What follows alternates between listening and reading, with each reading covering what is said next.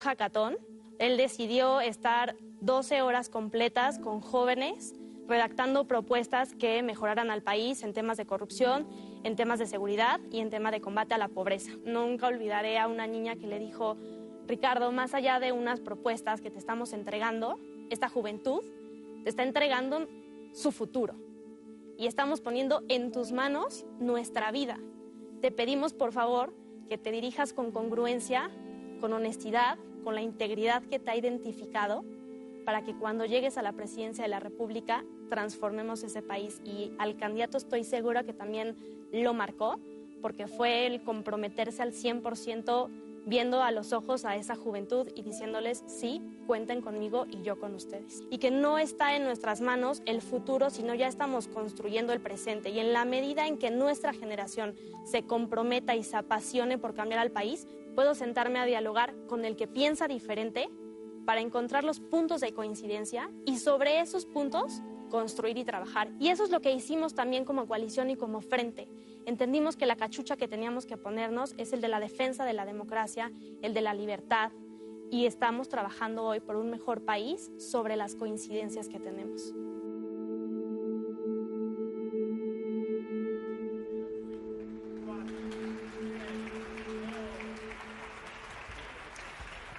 Bienvenido, candidato Ricardo Anaya. ¿Cómo estás? Bien, Ricardo, es un gusto. Bien, Un gusto muy bien, tenerlo con gracias. nosotros. Gracias, Adelante. por favor. Hola, ¿qué tal? Muy buenas tardes. Es un gusto tenerlo con nosotros. Los jóvenes de México quieren escuchar qué tiene para ofrecerles, pero además quieren ser escuchados el día de hoy. Gracias, muchas gracias, candidato. Gracias, Ricardo, por estar con nosotros. Recupera tu futuro ha recopilado 50 propuestas, 50 ideas de los jóvenes de todo el país en 5 grandes ejes: la libertad, el Estado de Derecho, la igualdad de oportunidades, el emprendimiento y la sociedad civil, el fortalecimiento de la sociedad civil. Hoy, como invitado, pues vas a recibir estas 50 propuestas que los jóvenes han trabajado desde el año pasado, en donde están visibilizadas las ideas de miles de jóvenes que participaron en la construcción de esta agenda. Pero antes queremos conocerte a ti, más allá del candidato, más allá del político, a la persona, al humano. ¿Qué define, qué ha marcado a Ricardo Anaya? Pues muchísimas gracias. Gracias, Alejandra. Gracias, Manuel. Muy buenas tardes a todas y a todos los jóvenes que han trabajado intensamente en esta iniciativa.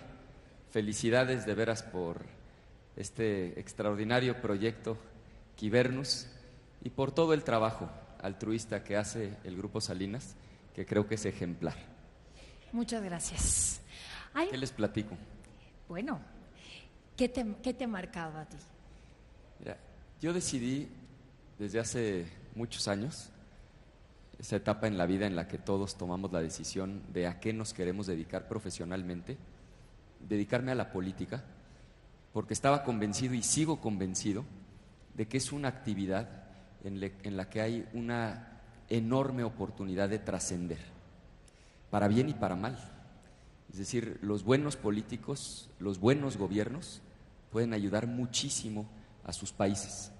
Los malos políticos, los malos gobiernos pueden lastimar y pueden dañar muchísimo a las naciones. Entonces, yo decidí dedicarme a esto porque estaba convencido de que le iba a dar un enorme sentido de trascendencia a mi vida, que lo que yo hiciera iba a importar. Veo al país, desde que tengo uso de razón, igual que ustedes, hemos de ser más o menos de la misma rodada los tres, y digo, bueno, ¿cómo puede ser? Bueno, ella menos. Bastante menos. Y digo, bueno, ¿cómo puede ser que un país con tantos recursos naturales, con gente tan chambeadora, ¿por qué no hemos podido avanzar como lo han hecho otras naciones del mundo? Y creo que la conclusión es que no ha fallado la gente, quien ha fallado son los gobiernos, porque hemos tenido gobiernos profundamente corruptos y gobiernos profundamente ineficaces. Y eso es lo que yo quiero cambiar. Quiero hacer un cambio profundo para nuestro país con esas 2 características. Primero, poder encabezar un gobierno que se conduzca realmente con honestidad, con principios, con valores, con ética. Y segundo, un gobierno que realmente sea eficaz, que resuelva los problemas de la gente. A los líderes los mueven las causas. ¿Qué causa mueve a Ricardo Anaya? ¿Qué causa ha incidido, ha influido en él y que hoy lo motiva a trabajar por México, a querer ser presidente de México? ¿Y cuándo nace esta causa? ¿Desde cuándo surge este interés por participar? Te decía hace rato, Manuel, que veo a México y digo, ¿en qué momento nos acostumbramos a todo esto? 10 millones de personas en nuestro país hoy viven en pobreza extrema, no en pobreza extrema. 10 millones de personas que no saben qué van a comer al día siguiente. La violencia ha llegado a niveles verdaderamente insostenibles. La gente no exagera cuando dice estamos peor que nunca. Hay estadísticas confiables desde hace 20 años, desde 1997 que se crea el Sistema Nacional de Seguridad Pública. Nunca habíamos tenido un año con tanta violencia como cerró el año 2017 y lamentablemente 2018 arranca con cifras todavía peores. En materia de crecimiento económico, no hemos dado el salto que nuestro país puede dar. Cuando uno observa el salario que gana la gente, la mitad de la gente que tiene trabajo, ya no hablemos de quienes no tienen un empleo, ganan menos de 2 salarios mínimos. O sea, ¿quién puede vivir dignamente, sostener a una familia con menos de 160 pesos al día? Y en materia de corrupción, digo, más allá del discurso de cualquier político, porque andamos en campaña, vean las cifras de Transparencia Internacional. En el índice de sobornos, hoy México ocupa el último lugar entre todos los países de América Latina y el Caribe. Entonces, cuando ves corrupción, pobreza, desigualdad, falta de crecimiento económico, inseguridad, violencia, eso es lo que yo estoy convencido puede y tiene que cambiar en nuestro país. Yo quiero un cambio profundo para nuestro país. Quiero no solamente ganar la elección, quiero hacer el mejor gobierno que haya tenido México, un gobierno, como les decía al principio, que se conduzca con ética y con principios, pero que sea un gobierno eficaz, que realmente resuelva los problemas de la gente. ¿Hay una causa que te apasione más que otra? Sí, por supuesto que el tema ¿Cuál sería de la pobreza, esa causa? El tema de la pobreza, porque no es éticamente aceptable que en pleno siglo XXI haya 10 millones de personas que no saben qué van a comer al día siguiente. Y no hemos tenido la capacidad de romper el círculo vicioso de la pobreza. De hecho, fíjate, ha sido tan ineficaz el gobierno, tan absurda la política social, que hoy, en términos absolutos, hay más pobres que hace 20 años. Hace 20 años, déjame salirme de la pobreza extrema y ir al dato de pobreza general. Hace 20 años había 47 millones de personas en pobreza, hoy hay 54 millones. 53. Si seguimos haciendo lo mismo, vamos a obtener los mismos resultados. Por eso me dan gusto este tipo de iniciativas, porque aquí en Quibernus se está repensando el país. Decía Einstein que la locura es hacer lo mismo una y otra vez y esperar resultados diferentes. Pues si seguimos haciendo lo mismo, el problema no se va a resolver. Tenemos que pensar diferente y creo que eso es lo que está haciendo esta iniciativa, eso es lo que están haciendo los jóvenes en todo el país y por eso felicidades a Quibernus otra vez. Muchas gracias. Gracias. Ha sido un trabajo titánico. Así como los líderes tienen causas que los mueven, que son su motor, tienen influencias. Hay personas cercanas o no tan cercanas que llegan a influir en la persona del líder para que logre resultados, ¿no? Probablemente no sea tan cercano, si lo es, o hay eventos en la historia que te marcan y definitivamente hacen que despierte el líder. ¿Qué te ha marcado? Pero una influencia muy cercana y que marcó mi vida, sin duda, es mi abuela materna.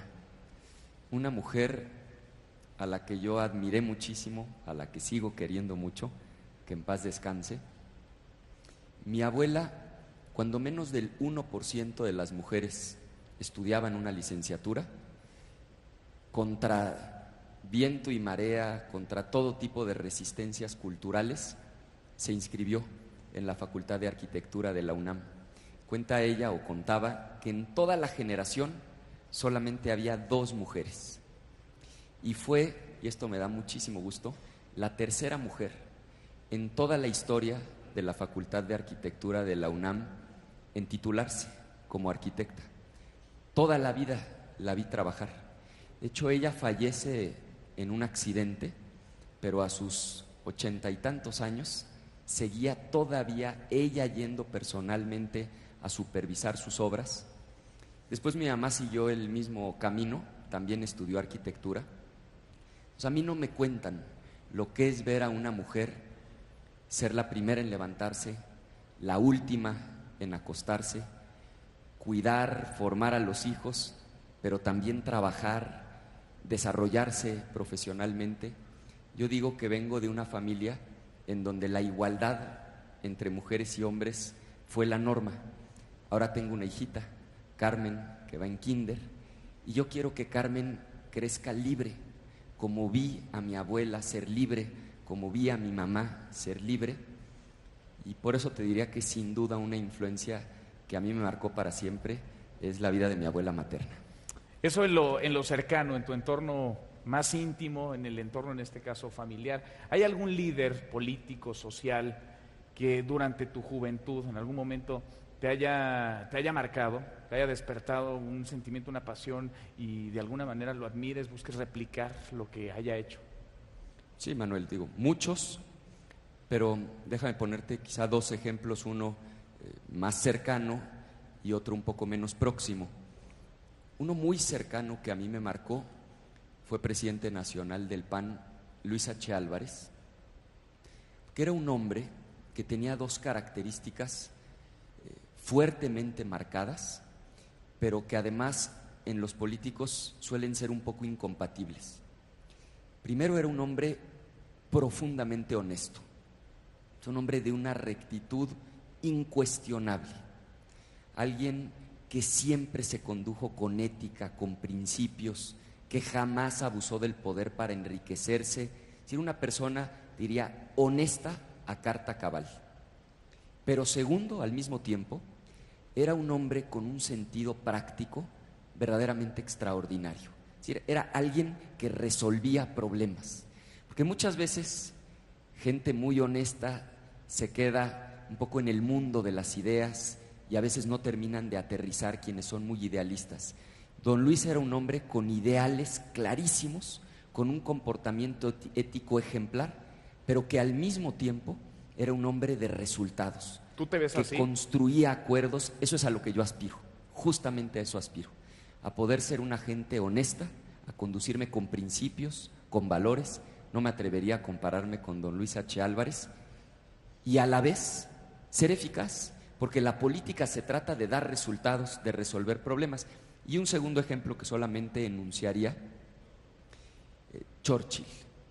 O sea, un hombre sin cuya presencia en el mundo en ese momento de la historia no se explica el desenlace de la Segunda Guerra Mundial. Es decir, si él no ha estado ahí en ese lugar, con el coraje, con la valentía, con la determinación, con la visión, con el sentido estratégico que tenía, pues Hitler se habría apoderado por lo menos de toda Europa, y quién sabe qué habría sido de la humanidad en esa época. Pondría esos 2 ejemplos. Y hablando de ideas, porque ideas en ejecución definitivamente no son nada, ¿no? Se quedan en simples ideas. Sin embargo, desde ellas nace todo, desde ellas nace la transformación y nacen los grandes cambios de la sociedad y en el mundo. ¿Qué idealistas y qué personas y qué libros además que hayan escrito te han inspirado? Libros, mira, un libro que yo recomiendo muchísimo, y es un libro relativamente reciente. Es un libro escrito por 2 autores, Acemoglu y Robinson, son los apellidos. Se llama el libro, el título en inglés es Why Nations Fail. Creo que la traducción de ese texto es ¿Por qué las naciones fracasan? ¿Por qué las naciones fracasan? Me gusta mucho el planteamiento del libro, porque básicamente lo que dice es: sí importa quién gobierna, cómo gobierna, con qué leyes y con qué instituciones. Porque muchas veces, en países como el nuestro, en donde hemos visto tantos casos de políticos corruptos, ladrones, impreparados, ineficaces, que gobiernan con sus cuates, que pasan los años y no se resuelven los problemas, cada vez hay más violencia, la pobreza es mayor que hace 20 años, la gente se empieza a resignar. Y este libro demuestra que sí importa quién gobierna, cómo gobierna, con qué instituciones y con qué leyes, y que eso puede hacer la diferencia. A mí me gusta mucho el ejemplo, tengo muy buenos amigos en Tijuana, y cuando los oigo muy fatalistas... Hay kibernautas de Tijuana. Mira que hay por acá. kibernautas de Tijuana. Bueno, ellos me van a entender muy bien.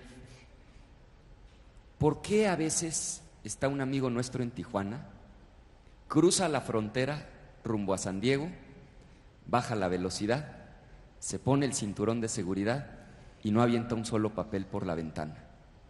¿Cambia la cultura al cambiar de un país a otro? No. Lo que pasa es que hay instituciones más sólidas, porque ahí las normas se hacen cumplir y sabes que si violas la ley el castigo va a ser severo. Otro ejemplo que recoge justamente esta filosofía de este texto es el caso de Corea. Corea, hasta finales de los años 60, de los años 40, era un solo país, toda la península completa, porque ahí todavía alguien podría alegar, no, bueno, pero es que en Estados Unidos tienen otro idioma, otra geografía, otra idiosincrasia, por eso hay menores niveles de corrupción. Corea era un mismito país, la península completa.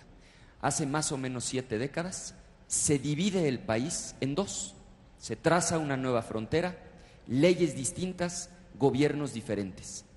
¿Y qué pasó? Porque si los pueblos están predestinados, entonces hoy, como tienen el mismo idioma, la misma historia, la misma cultura, tendrían niveles de desarrollo similares, Corea del Norte y Corea del Sur, y resulta que la experiencia demostró todo lo contrario. La economía en Corea del Sur crece 300% más rápido que en Corea del Norte, la esperanza de vida ya es 12 años mayor, y por ejemplo, en materia de corrupción, Corea del Sur está entre los países con menos corrupción de todo el mundo, y en cambio Corea del Norte, en Transparencia Internacional, en el índice de percepción, está en el 171 de 180 países, prácticamente en el último lugar de la tabla. Y eso pasó solamente en 7 décadas. Entonces, la tesis de este libro es: sí importa quién gobierna. Y si tenemos buenos gobiernos, con buenas propuestas, como la que está haciendo aquí Kibernus, sí podemos cambiar al país, sí podemos transformar a México, y México puede ser un país muchísimo más próspero, con igualdad de oportunidades, donde la gente vive en paz. Y importan los qués e importan los cómo también. ¿Es Ricardo Anaya un político liberal? ¿Tu visión, tu ideología son liberales? A ver, por supuesto que soy liberal en el sentido más amplio del término, porque creo profundamente y valoro enormemente la libertad. Creo que no hay libertad si no hay educación, por ejemplo. Creo en el concepto del Premio Nobel de Economía Amartya Sen, en donde lo que necesitamos para que la gente sea verdaderamente libre es, primero, que haya oportunidades para desarrollar capacidades. O sea, pensemos en un recién nacido que después es niño y va a primaria y después a la prepa y a la universidad. 3 cosas básicas en ese periodo para que realmente pueda ser libre: alimentación, educación y salud. Y una vez que tienes capacidades que las dan la alimentación, la educación y la salud, que haya igualdad en el acceso a las oportunidades. Ahí veo yo a una persona plenamente libre. Entonces, por supuesto que creo profundamente en la libertad, y que creo que para tener personas libres necesitamos invertir en sus capacidades primero, y segundo, en que haya igualdad de oportunidades para todos. Pero es liberal en términos de tu política económica, de tu política de acercamiento con la sociedad civil, digamos, en la manera en la que visualizas un ejercicio de gobierno. Sí, por supuesto, creo en la economía social de mercado, creo en las organizaciones de la sociedad civil. Estoy convencido, es increíble que haya políticos que en pleno siglo XXI no lo entiendan, que el gobierno no genera empleos, ni prosperidad, ni desarrollo económico. Es la iniciativa privada. Lo que le corresponde al gobierno es generar las condiciones para que esto pueda suceder. El gobierno tiene que hacer su parte. El problema es que muchas veces el gobierno no hace lo que le toca. El gobierno lo que tiene que hacer es, uno, no estorbar a quienes quieren invertir, por increíble que parezca, Es decir, tenemos un déficit brutal de empleo en el país. Una generación completita de jóvenes como nosotros es de más o menos 1.200.000. Eso quiere decir que cada año el país tendría que poder generar, ofrecer oportunidad de trabajo más o menos para 1.200.000 personas más que se van a incorporar a la población económicamente activa. Aún contando economía informal, apenas estamos llegando como a 750.000. Eso quiere decir que prácticamente 500.000 de jóvenes cada año no están encontrando una oportunidad. Dicho de otra manera, tienes 1.200.000 jóvenes que quieren trabajar y no hay capital suficiente, no hay nuevos negocios suficientes, no hay nuevas empresas, ampliación de los que ya existen. Esto genera muchos problemas. Primero, pues la gente se contrata como puede y por lo que puede. Segundo, cada vez tenemos más jóvenes que no están ni estudiando ni trabajando. Ahora, si ese es el problema, ¿cuál es la solución? La inversión. Porque un empleo no se genera de la nada. La única manera de generar un nuevo empleo es cuando hay una inversión, cuando alguien decide arriesgar su capital para ampliar el negocio, para que crezca. Entonces, el gobierno tendría que ser el principal interesado en quitar todos los obstáculos para aquellos que quieren invertir y generar empleos. Y hoy en la práctica vemos todo lo contrario. Una sobreregulación es un absoluto viacrucis, que crezca un nuevo negocio y del municipio te mandan al Estado y del Estado a la Federación, puras trabas. ¿Qué sí le corresponde hacer al gobierno? Invertir en infraestructura. Y lo increíble es que hoy no está sucediendo. O sea, la iniciativa privada está cumpliendo. Cuando tú ves los niveles de inversión privada en México están en niveles aceptables. El problema es que la inversión pública en infraestructura está en mínimos históricos. ¿Por qué?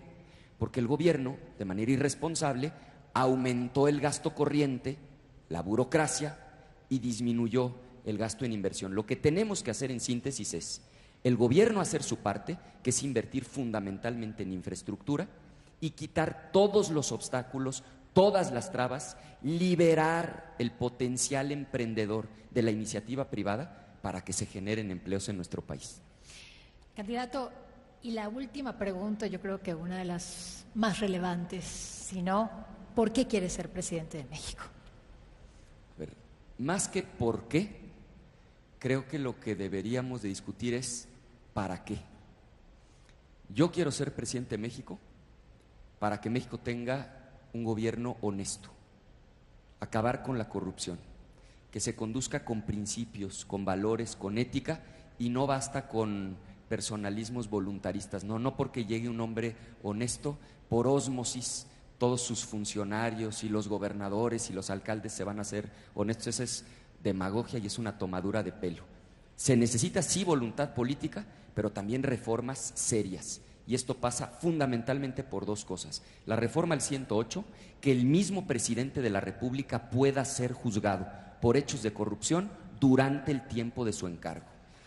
Y segundo,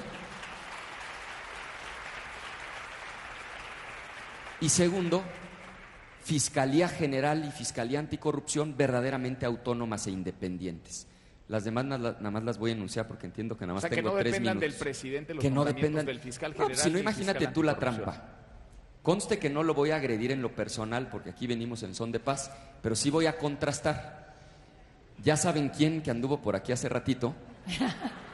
Dice que está de acuerdo con la reforma al 108 para que el presidente pueda ser juzgado, pero que él manda la terna para ver quién va a ser el fiscal. Eso es completamente absurdo. Si yo voy a nombrar al fiscal y el fiscal va a ser mi empleado, ¿ustedes creen que el fiscal me va a investigar a mí? Entonces van de la mano.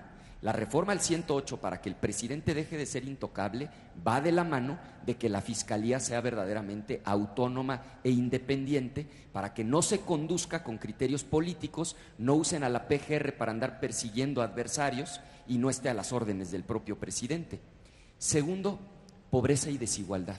O sea, quiero ser presidente para acabar con la pobreza extrema, y esto implica replantear por completo la política social. O sea, lo que hoy estamos haciendo no funciona. Tercero, para acabar con la impunidad, que haya Estado de Derecho, que lo que reine sea la ley, que la ley se cumpla y nos aplique a todos. Cuarto, que haya crecimiento económico, por supuesto, crecimiento económico para todos, no solamente para unos cuantos. Y quinto, para recuperar la paz, que estoy absolutamente convencido de que si hacemos las cosas de una manera distinta, si cambiamos la estrategia, y tengo muy claro cómo hacerlo, sí podemos recuperar la paz en nuestro país. En síntesis, yo quiero ser presidente de México para darle a México un gobierno honesto y un gobierno de resultados en beneficio de la gente. Candidato, gracias por sus palabras. No acabamos todavía. Recordamos que Equivernus tiene presencia en 32 estados de la República para impulsar y formar liderazgos jóvenes, fomentar la participación política de la juventud, socializar la importancia de buenos liderazgos, impulsar estos buenos liderazgos en las comunidades de nuestro país. Y justamente Recupera tu Futuro, una iniciativa de Equivernus, ha trabajado desde el año pasado, desde febrero de 2017, para llegar a estas 50 propuestas que sean viables en materia de política pública, que permitan crear un entorno favorable para que la juventud se forje su propio futuro, un futuro en paz, un futuro en donde haya oportunidades. Así es, hoy contamos con la presencia de más de 500 líderes de Equivernus que han colaborado en esta gran conversación cívica y que le plantean las siguientes preguntas, además de varios estados. Ahorita vamos a comenzar. Tenemos la primera pregunta, es de Aaron Chávez Esquivel y es de Michoacán. Adelante.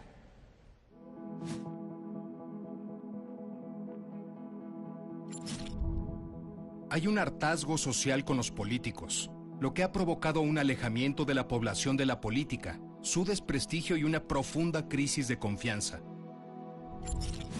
Frente a esta situación, ¿qué propone usted para que política y ciudadanía se reencuentren? ¿Son suficientes la honestidad y la voluntad?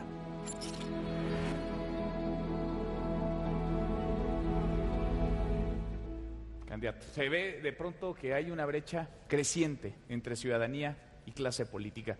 ¿Cómo acortar esa brecha? ¿Cómo hacer que trabajen juntos? Primero, contestando la pregunta, la honestidad es absolutamente necesaria, no es suficiente, pero sí es el primer paso. O sea, si queremos acortar esa brecha, queremos que la gente vuelva a creer en el gobierno, sí. El primer asunto es el combate a la corrupción.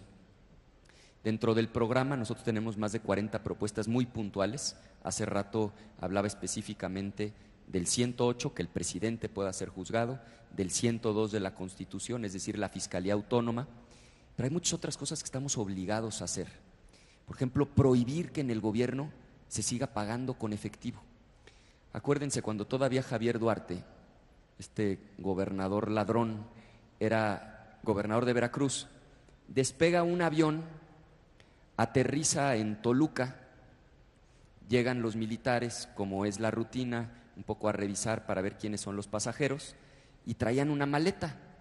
Entonces, cuando abren la maleta para ver qué hay adentro, encuentran que adentro de la maleta había 25 millones de pesos en efectivo.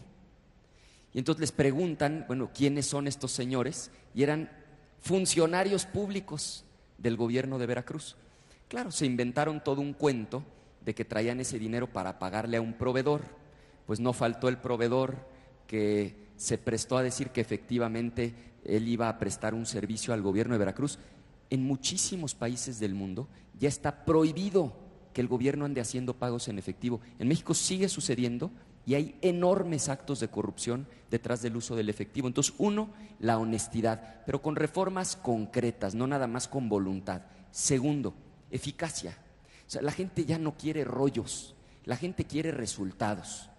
¿Cuánto va a disminuir la violencia? ¿Cuándo y cómo? ¿Cómo le vamos a hacer para acabar con la pobreza extrema?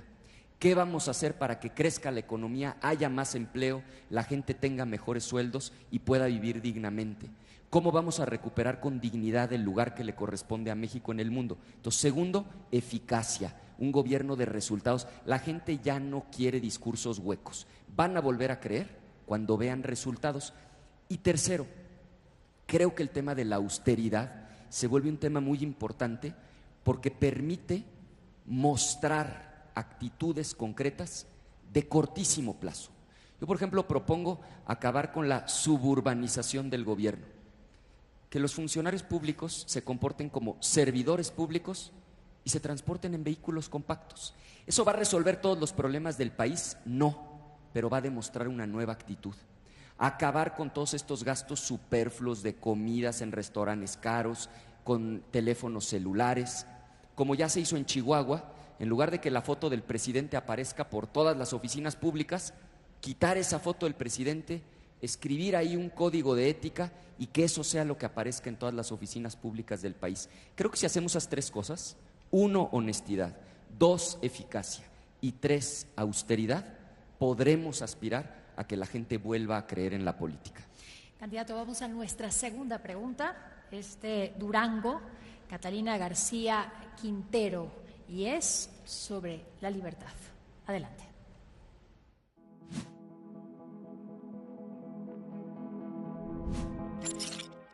La lucha por la libertad es una de las más antiguas de la humanidad, pero nos debe quedar claro que la libertad no es algo que tengamos asegurado. Siempre existen personas, intereses y grupos que buscan dominar a los demás, y muchas veces lo logran. ¿Cuál cree usted que sea la amenaza más grande que tenemos hacia nuestra libertad? ¿Y qué propone usted para combatir esta amenaza?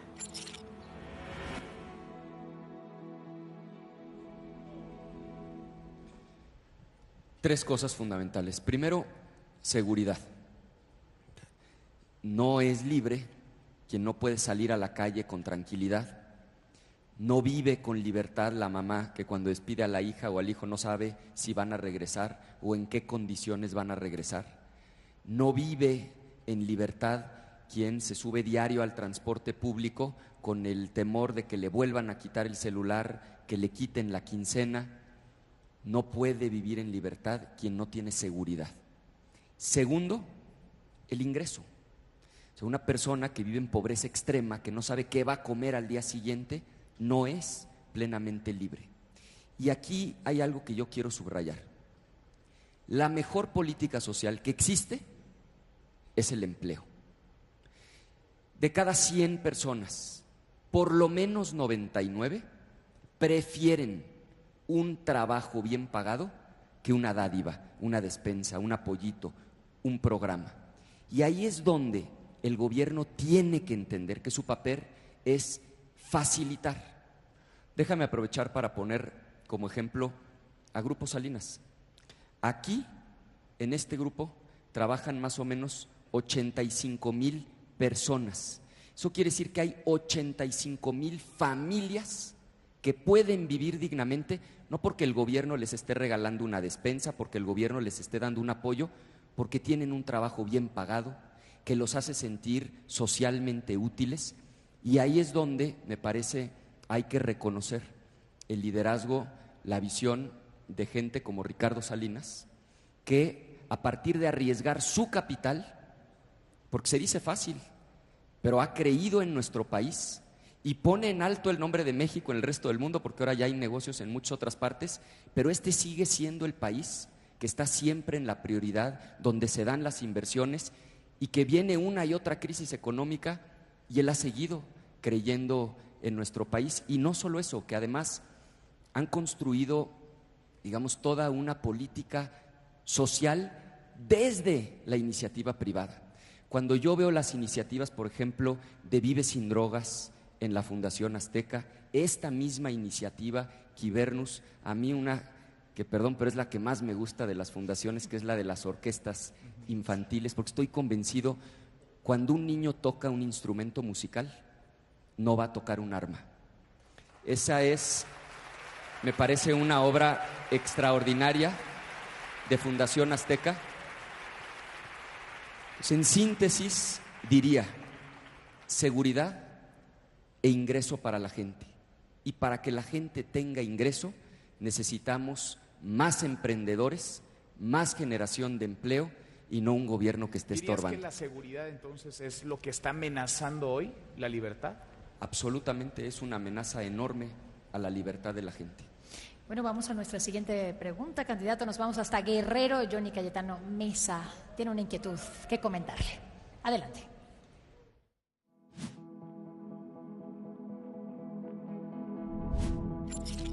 Se comenta que nuestro modelo de comunicación político-electoral es incapaz de promover el voto informado a través de millones de spots, además de coartar nuestra libertad de expresión. ¿Qué propone usted para que en futuros procesos electorales los mexicanos podamos ejercer el voto informado?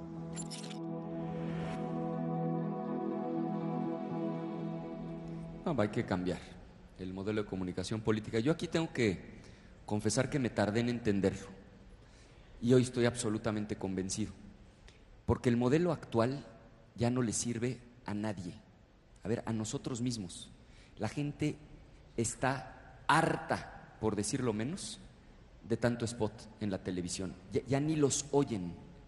No nos estamos ya logrando comunicar con la gente con esos spots de 30 segundos, pero además, ¿qué idea seria se puede comunicar en 30 segundos? ¿Cuál sería un mejor modelo?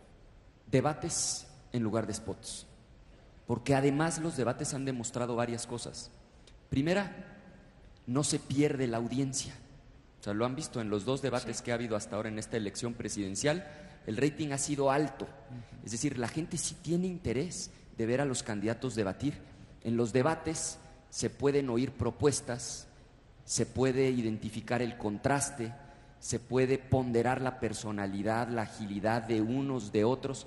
Entonces, definitivamente estoy convencido de que tenemos que salirnos de ese modelo de spotización y cambiarnos a un modelo en donde más bien lo que haya sean debates, muchos más de los que tenemos ahora. Esta vez habrá habido solamente 3 debates temáticos a lo largo de la campaña para que la gente realmente pueda contrastar las propuestas. Sí estoy convencido que el modelo actual está completamente agotado y que ya no le sirve a nadie. Bien, candidato, vamos a la siguiente pregunta.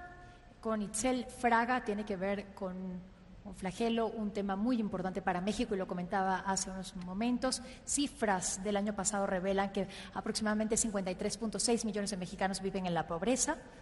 Vamos a este tema. Itzel Fraga es de Baja California y tiene una inquietud al respecto. Adelante.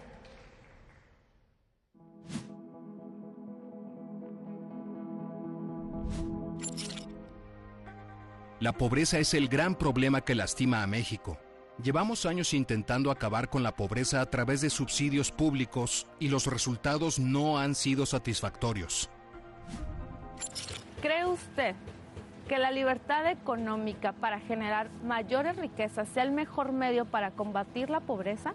Y además, ¿cree usted que el profundizar y el focalizar los programas públicos ya existentes en torno al tema pueda terminar lo que es el clientelismo, la corrupción y el despilfarro de los recursos?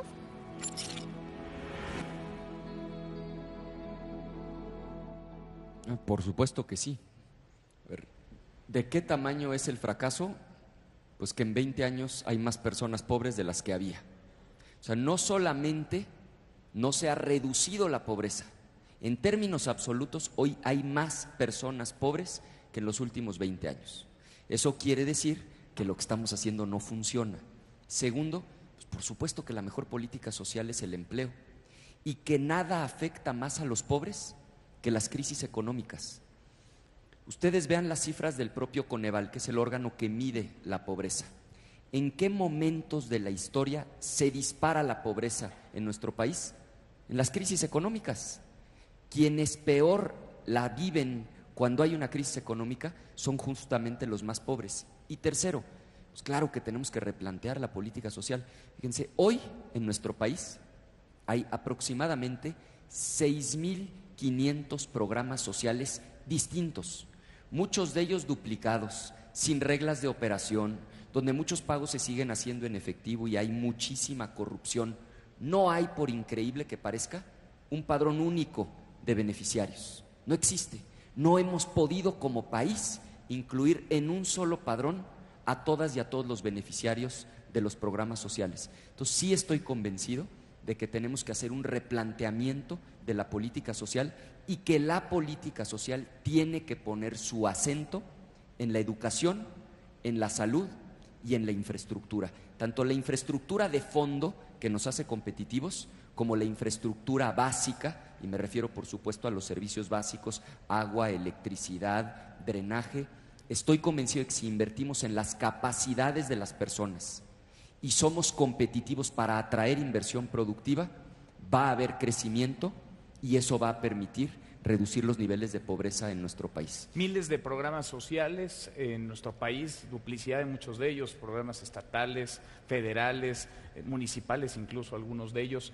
¿Se quitarían o se reencausarían recursos de programas sociales al emprendimiento, a la capitalización de trabajo, de ideas para que se pueda poner un negocio, para que se pueda seguir estudiando? ¿Hacia dónde irían los recursos si es que se redistribuirían los recursos que hoy se destinan a programas sociales? Sí, por supuesto. El promover proyectos productivos, el promover el emprendimiento, pues es el mejor camino justamente para que la gente no dependa del gobierno y puedan con sus propias manos construir su futuro en prosperidad. Pero no solo eso, también tenemos que replantear los actuales programas sociales, porque hoy hay un abuso político y un abuso clientelar verdaderamente inaceptable. Es decir, muchos de los programas, seamos francos, no están diseñados para ayudar a la gente, no están diseñados para que la gente salga de la pobreza. ¿Cómo lo replantearía? Están diseñados justamente para controlar a la gente. Si no votas por el partido que yo te digo, pues a lo mejor pierdes tu programa social. Si no te presentas al mitin, pierdes tu programa social. Entonces, el diseño, en buena medida, quitar las condiciones en donde lo vaya a ver. Segundo, quitar a los intermediarios. Algo que se está empezando a probar en muchas partes del mundo es a la gente en pobreza extrema, en lugar de tantos programas, simplemente hagamos la transferencia económica. Quitemos a los intermediarios, dejemos de gastar en burocracia y entreguémosle a la gente directamente el dinero. Esto, primero, va a salir mucho más barato. Segundo, se van a acabar esos líderes que abusan de la gente. Pero tercero, hay quien dice, no, cuidado, porque si tú le transfieres dinero a una persona pobre, la vas a hacer floja. No estoy de acuerdo con esa afirmación y yo le recordaría a la mayoría de los que estamos aquí que de alguna manera nosotros también tuvimos un apoyo, porque cuando menos en mi caso, y asumo que el de ustedes fue similar, cuando éramos más jóvenes no pagábamos luz, la pagaban nuestros papás, no pagábamos agua, no pagábamos renta, no pagábamos nuestra propia colegiatura, es decir, sí recibimos un apoyo y que yo sepa, no nos volvimos unos holgazanes. Entonces, sí creamos en la libertad de la gente. Y creer en la libertad de la gente implica, entre otras cosas, que en lugar de programas tan complejos que sirven solamente para dominar a quienes están en pobreza extrema, que haya transferencias. Eso va a reducir los costos y les va a permitir salir adelante de mucho mejor manera que en la política social actual. Candidato, hablaba de la educación como un elemento fundamental para acabar con la pobreza y decía Nelson Mandela que no hay herramienta más poderosa en el mundo para la transformación como lo es la educación. La siguiente pregunta tiene que ver con este tema que es muy importante. Adriana Orlaineta Juárez pregunta desde Campeche. Adelante.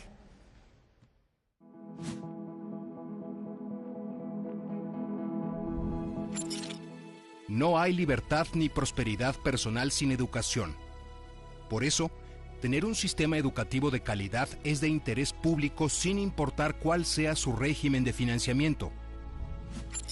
¿Cree usted que el Estado mexicano debe implementar el pago de un bono educativo para que las familias y los estudiantes puedan elegir en libertad su mejor opción educativa, sin importar si es pública o privada, pero sí de calidad?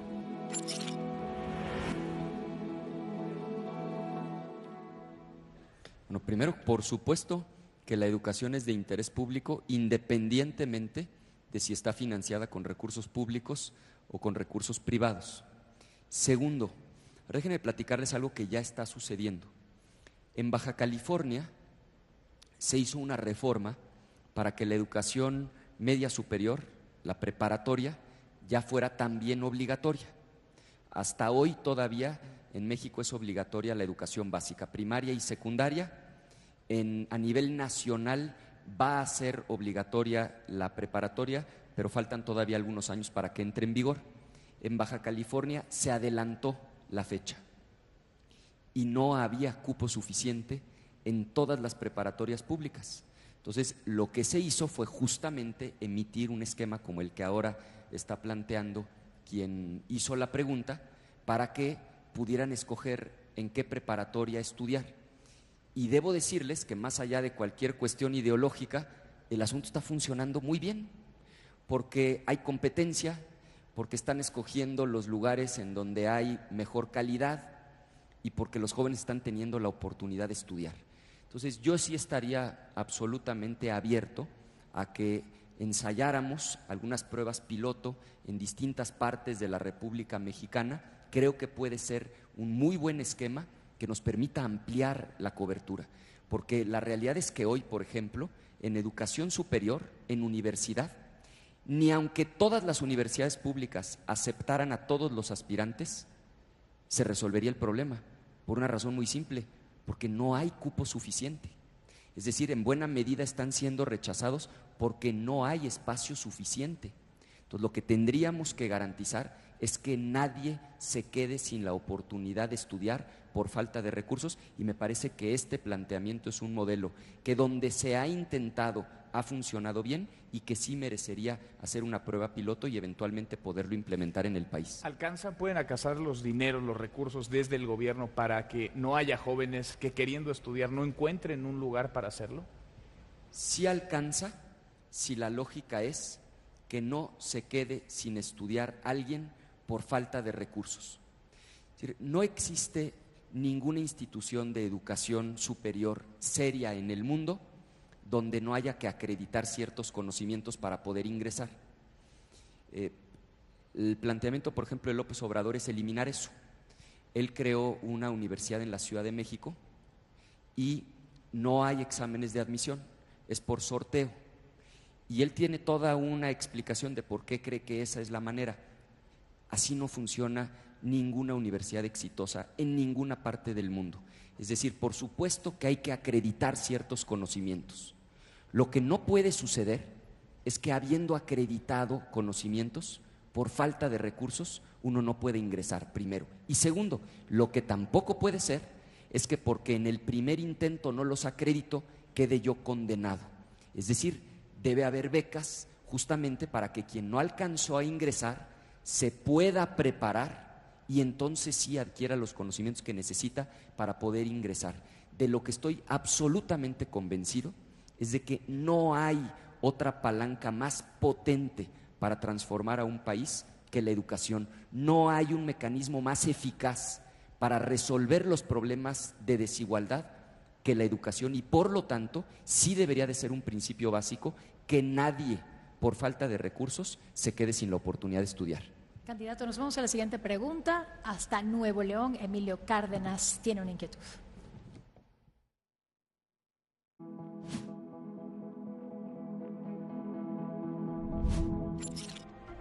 Si bien las organizaciones de la sociedad civil son actores relevantes de nuestra vida pública, pues son contrapeso fundamental de la partidocracia, el populismo y la corrupción, su regulación es ambigua e impone fuertes limitaciones financieras a su operación.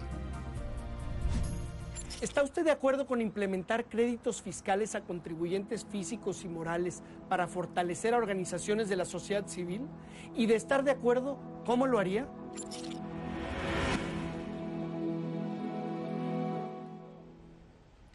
Me imagino que se refiere a estímulos fiscales, ¿no? Estímulos fiscales. Sí, así es. Sí. Para quienes están en la sociedad civil impulsando alguna organización, alguna iniciativa. Es que yo tengo el vicio de, como yo estudié Derecho Fiscal, el crédito fiscal es lo que le debes al gobierno. El estímulo fiscal es justamente quitarte carga, menos impuestos, para que puedas entonces poderte desarrollar de manera, digamos, muchísimo más ágil. Absolutamente sí.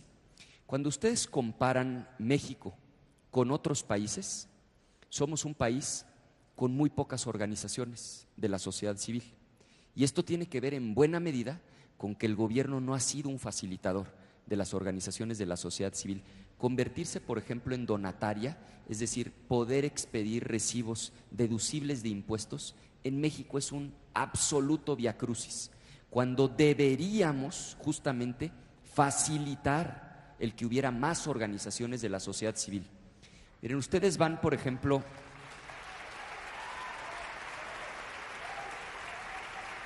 si van a Mérida, por ejemplo, miren qué bueno que hay jóvenes de Mérida. Tú llegas a Mérida y comparas Mérida con otras ciudades del sureste del país y te preguntas, ¿qué hay aquí? ¿Por qué tiene Mérida un nivel de desarrollo mayor que muchas otras ciudades de la región del sureste del país?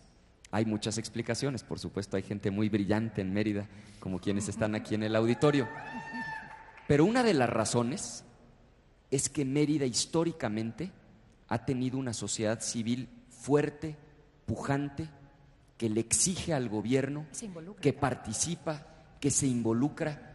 Sí hace la diferencia en un país cuando la sociedad civil, es decir, todo aquello que no es el gobierno, trabaja, emprende, cuestiona, impulsa, propone. Es más potente la sociedad civil que el gobierno. Y cuando la sociedad civil se desenvuelve a toda su capacidad, le hace un enorme bien al país. Entonces estoy absolutamente convencido y por supuesto, de hecho yo sostengo, como sostenemos muchos en donde yo milito, que debe haber tanta sociedad civil como sea posible y solo tanto gobierno como sea necesario. Candidato, vamos a la siguiente pregunta. Nos vamos a ir hasta Tamaulipas. Denise Hernández Ledesma tiene una inquietud sobre el emprendimiento en nuestro país. Adelante.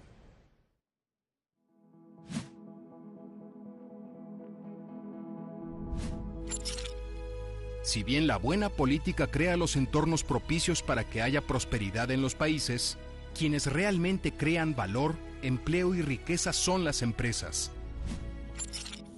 ¿Qué hará usted para fortalecer el emprendimiento en México?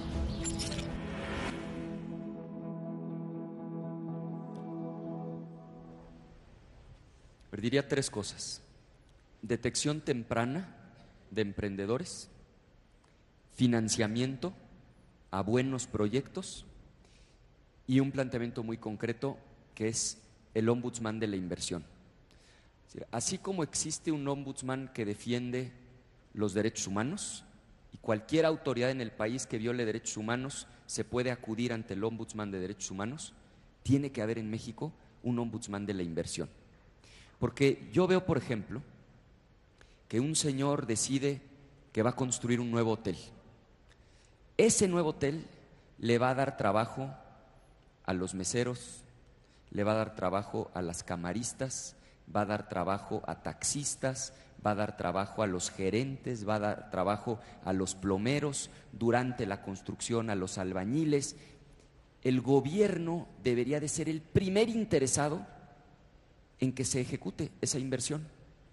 Pero cuando llega el inversionista con el municipio empiezan los problemas del uso de suelo y le quieren pedir una mordida y después resulta que eso está en un lugar que se considera área forestal y entonces hay que ir al gobierno del estado y después al gobierno federal, y aunque se cumplen todos los requisitos, los políticos ponen todo tipo de trabas, y hay que decirlo con claridad, porque le quieren pedir mordida.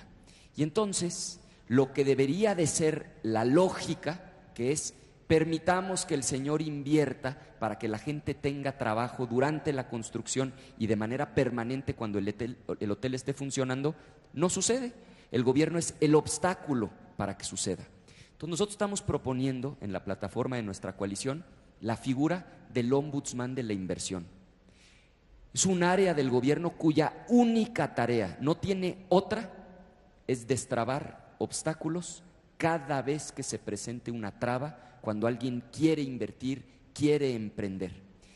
Y finalmente… ¿Te lo imaginas autónomo, dependiente de la Secretaría de Economía? Autónomo y con toda la fuerza. Y vas a ver, mira, hoy todos los órganos del gobierno mexicano tienen miedo a una recomendación de derechos humanos, porque exhibe a las autoridades que violan los derechos humanos, aún cuando sus recomendaciones, fíjate, ni siquiera son vinculantes desde el punto de vista jurídico. Entonces yo quiero ver que un municipio aguante la recomendación porque no quiere dar la licencia de construcción, porque no quiere dar la licencia de terminación de obra, cuando en el fondo lo que hay es un acto de corrupción, porque quieren que el emprendedor, el empresario les dé dinero.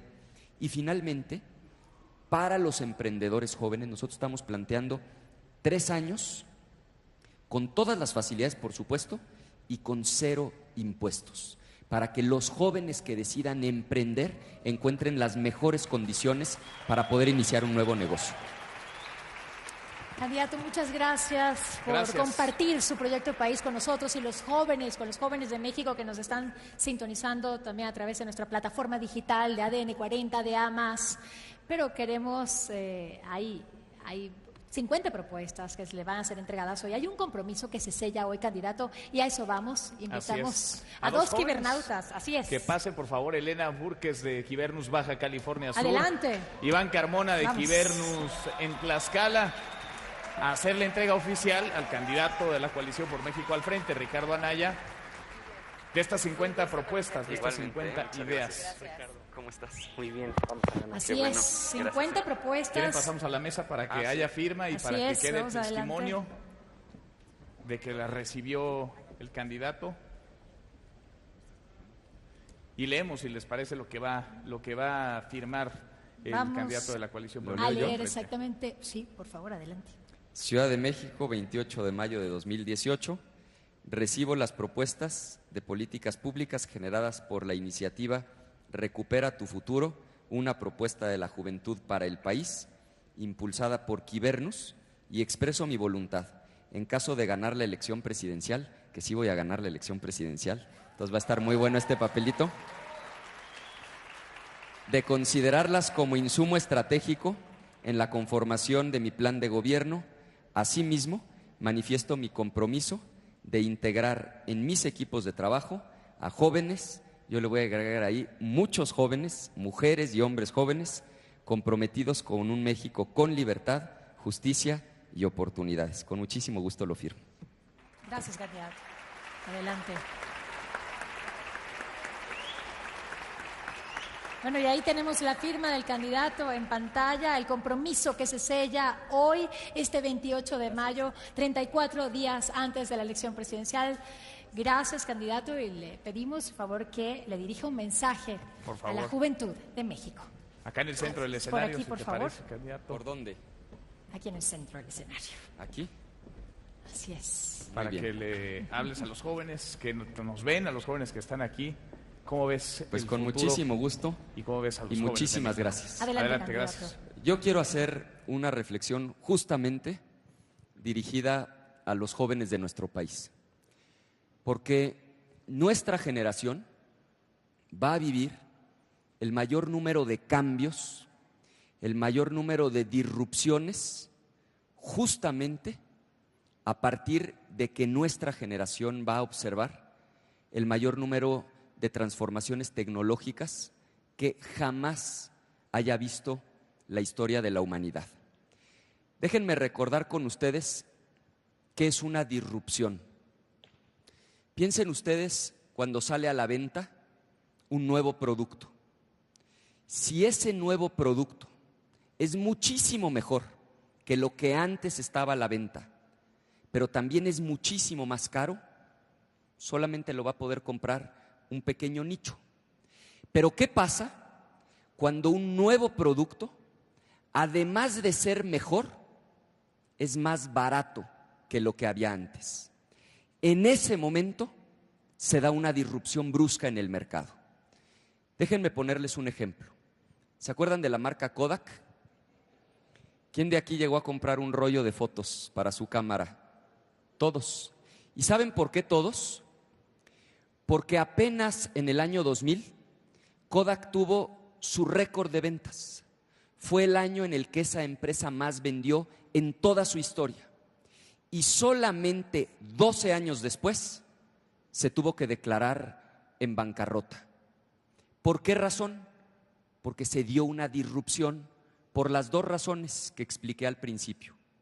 Salió a la venta un nuevo producto que al principio era muy caro, solo lo consumía un nicho, pero que después se volvió inclusive más barato, no solamente mejor, sino más barato que ir a comprar los rollitos estos, llevarlo a revelar y recibir las fotos impresas.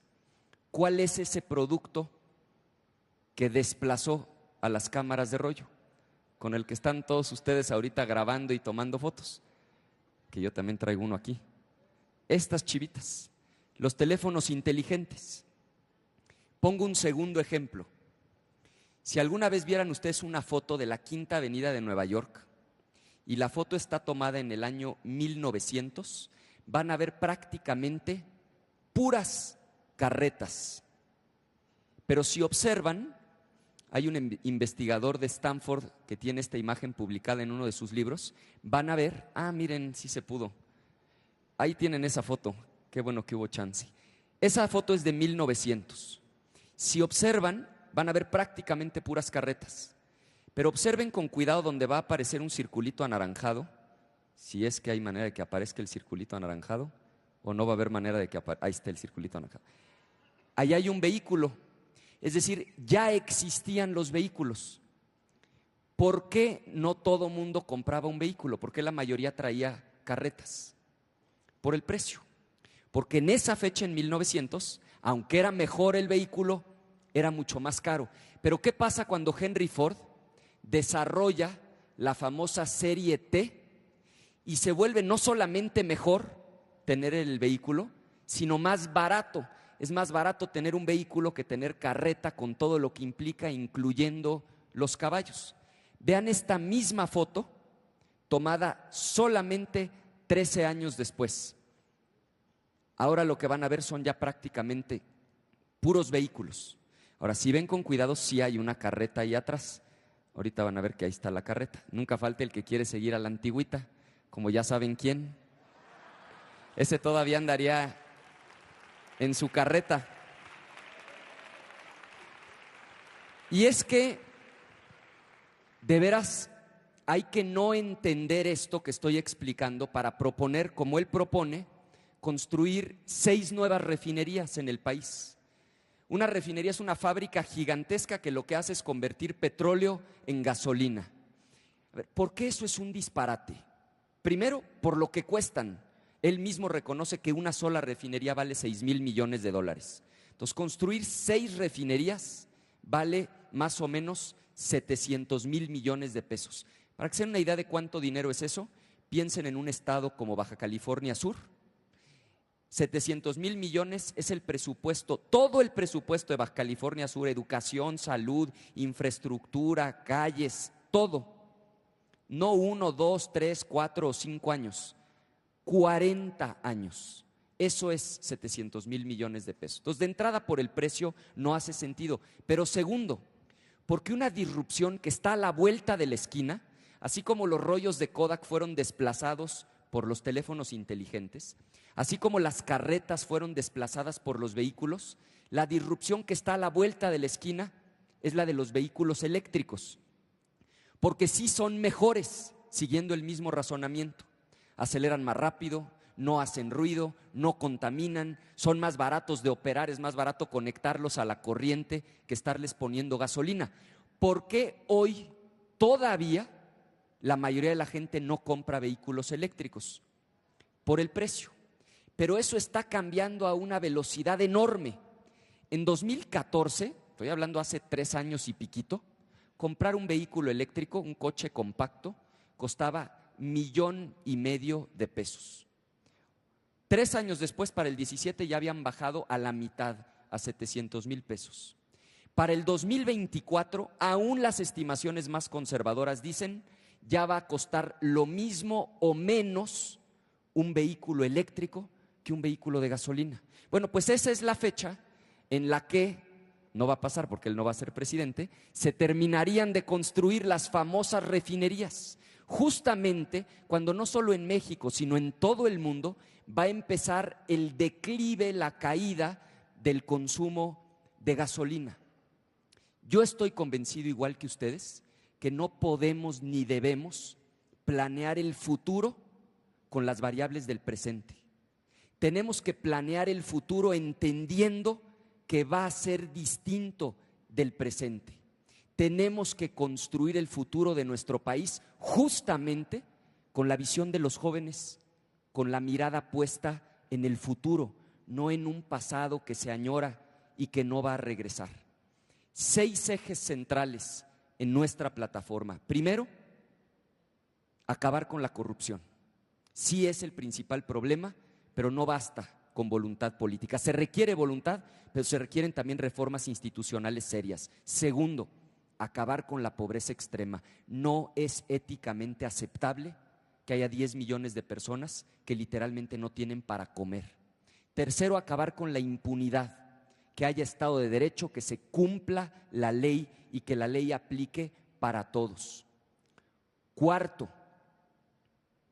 crecimiento económico, pero crecimiento económico para todos, no solo para unos cuantos. Quinto, recuperar la paz y tranquilidad en nuestro país. Hay que cambiar la estrategia necesariamente. Y finalmente, sexto, recuperar con dignidad el lugar que le corresponde a México en el mundo. Yo estoy convencido que fue un error histórico haber recibido a Donald Trump en Los Pinos, con alfombra roja como si fuera un jefe de Estado, cuando el señor era candidato y llevaba un año insultando, agrediendo, vejando a los mexicanos, diciéndonos criminales, asesinos, violadores. En esas condiciones lo recibió el gobierno mexicano y claro, creyeron que de esa manera se congraciaban con él y que si él llegaba a ser presidente tendrían a un gran aliado en los Estados Unidos. Pasó exactamente lo contrario, porque violaron una ley elemental de vida. ¿Quieres que el de enfrente te respete? Empieza por respetarte tú mismo. Entonces yo quiero una relación de respeto con Estados Unidos, pero de respeto mutuo, porque es cierto que México necesita y mucho a Estados Unidos, pero Estados Unidos también necesita y mucho a nuestro país. Quiero ser un presidente que sí se comporte con dignidad y que verdaderamente defienda el interés nacional. Y si me permiten una reflexión final, y con esto concluyo, abusando de estas pantallas que está increíble esta producción. ¿Habrá manera de que pongan ahí a Blondán en esa pantallita? Sí se pudo. Miren, ese señor que ven ahí es un acróbata francés que hacía todo tipo de trucos, un equilibrista que caminaba sobre la cuerda floja, famosísimo en el siglo XIX en todo el mundo por hacer todo tipo de trucos caminando sobre la cuerda floja. Hay fotos de él acostado, caminando de espaldas, con los ojos vendados. Y se cuenta que en una ocasión iba a intentar algo que nunca había hecho. Iba a tratar de cruzar en las cataratas del Niágara, las cascadas más grandes del mundo. Y esto era algo especialmente peligroso y difícil por varias razones. Primero, por lo obvio, porque en caso de caer, con toda seguridad iba a morir. Segundo, porque el viento sopla con muchísima fuerza. Y tercero, porque al caer el agua despide una brisa, se moja el cable y es mucho más difícil caminar sobre un cable que está mojado. Entonces, nervioso, preocupado, se acerca con un chaparrito, se llamaba Harry, el que le organizaba todos sus eventos, y le pregunta: oye, ¿sí estás seguro de que no me voy a morir? ¿Estás seguro de que voy a poder llegar al otro lado? Y pues el chaparrito, viendo que estaba toda la gente reunida y al cabo que él nada más organizaba los eventos, le dijo: a ver, no tengo ninguna duda, claro que lo vas a lograr, échale para adelante como siempre. Entonces le vuelve a preguntar: ¿ninguna duda tienes? Y le vuelve a responder: no, no tengo ninguna y tú tampoco debes tenerla, estoy absolutamente seguro de que lo puedes lograr. Entonces como que le picó la cresta a Blondán, se le queda viendo y le dice: ¿de veras estás 100% seguro? Te propongo algo, vamos a hacer algo que nunca hemos hecho. Tú estás chaparrito y estás flaquito, entonces te voy a cargar en mi espalda. ¿Y qué te parece que no nada más cruzo yo, cruzamos los dos? ¿Qué creen que dijo el chaparrito este? ¿Que sí o que no? Unos dicen que sí y otros que no. Las mujeres normalmente dicen que sí y las mujeres normalmente tienen razón. Y miren aquí cómo sí tenían razón. Ahí están, esa foto es real. Ahí están Blondán y Harry. Y para mí esa foto dice muchas cosas. Esa foto habla, por supuesto, de congruencia, que coincida lo que decimos con lo que hacemos. Es muy fácil decir que creo en ti, el reto es demostrarlo. La foto habla de unidad, pero habla sobre todo de trabajo en equipo. Y ese es mi mensaje final. Yo quiero invitarlas a cada una y a cada uno de ustedes a que juntos, en equipo, transformemos a nuestro país. Yo voy a trabajar todos los días, con todas mis fuerzas, de aquí al 1 de julio para ganar. Les pido su ayuda y les pido sobre todo que cuando ganemos, hagamos un gobierno verdaderamente ejemplar, un gobierno con jóvenes inteligentes y preparados como ustedes, un gobierno que en el mejor sentido de esta organización verdaderamente crea y promueva la libertad. Agradezco muchísimo esta invitación. Quiero agradecer nuevamente a un hombre que cree en la libertad y además, perdón por el término, pero es brutalmente inteligente, Ricardo Salinas. Muchísimas gracias. Gracias a todas y a todos ustedes. Muchas gracias por esta oportunidad. Candidato. Gracias, muchas gracias. Por sus palabras. Gracias, muchas gracias. Muchísimas gracias. Y queremos entregarle un reconocimiento por parte de Quivernus. Quivernus es una palabra griega que significa timonel, y 2 quibernautas le van a entregar este reconocimiento. Tiene una rosa a los vientos, una rosa a los vientos que significa rumbo, y el timón que significa mando. Padrísimo. Pues ahí está. Muchísimas gracias. Muchísimas gracias, candidato.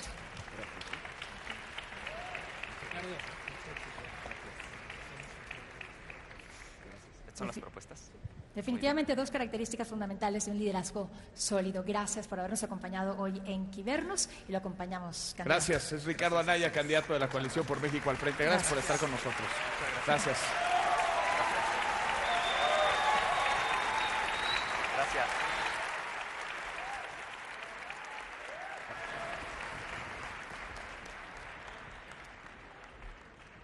De este lado.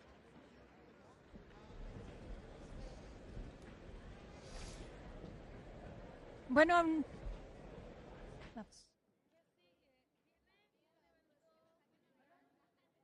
Vayan. Van a ver 2 invitados musicales con nosotros que estarán con nosotros este día intenso, además. Muy intenso. Ese día de Quivernus. Muy intenso. Vamos a la mitad de la jornada. Habrá un box lunch, habrá 2 invitados musicales. Vayan a comer con calmita. Y acá los esperaremos para verlos en unos minutitos más. Hay todo un espectáculo y después continuamos con estas jornadas. Faltan 2 candidatos todavía por Así la tarde. es, 2 candidatos más. Vayan por su box lunch y regresen muy pronto. Vamos a tener en nuestro escenario a Inés y a Juan Solo, quienes nos deleitarán con su música. Y acá los vemos en un rato. Provecho. Muchas Disfruten. gracias.